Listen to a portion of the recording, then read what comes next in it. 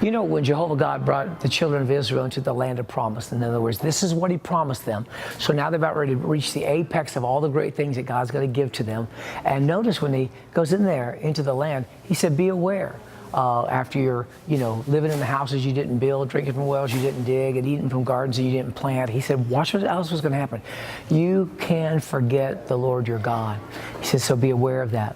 And so I see from this that we have to intentionally think about the positive, great things of God, especially when things go good. And do you notice that? How often in our lives do we see people, or have we experienced that when things go really good, we have a tendency to forget the goodness of God.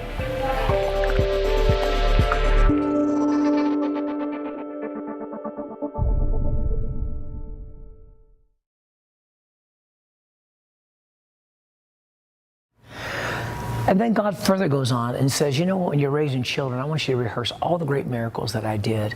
And when he's, it's not just the goodness of God, but the miraculous goodness of God.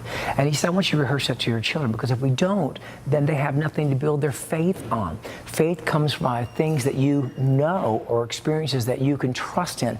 And so it becomes a foundation for your faith. Some of our children don't have a foundation of faith because they've not heard these kind of stories rehearsed.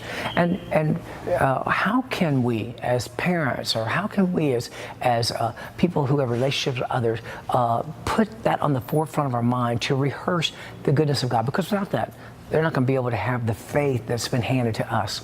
And how can we take everything we're doing and prioritize? What can we do to prioritize faith-building stories that we can deposit into especially our children's lives?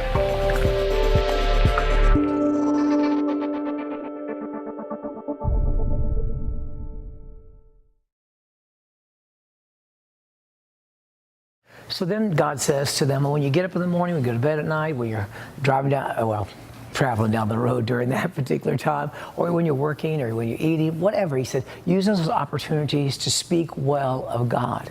And how many times do we use moments like that to not rehearse positive things with our children especially? And this is what the scripture is talking about.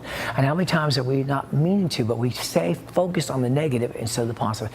And what can we do to reprioritize, or to fix that, so that we can make sure we're talking about the positive things of God instead of the negative?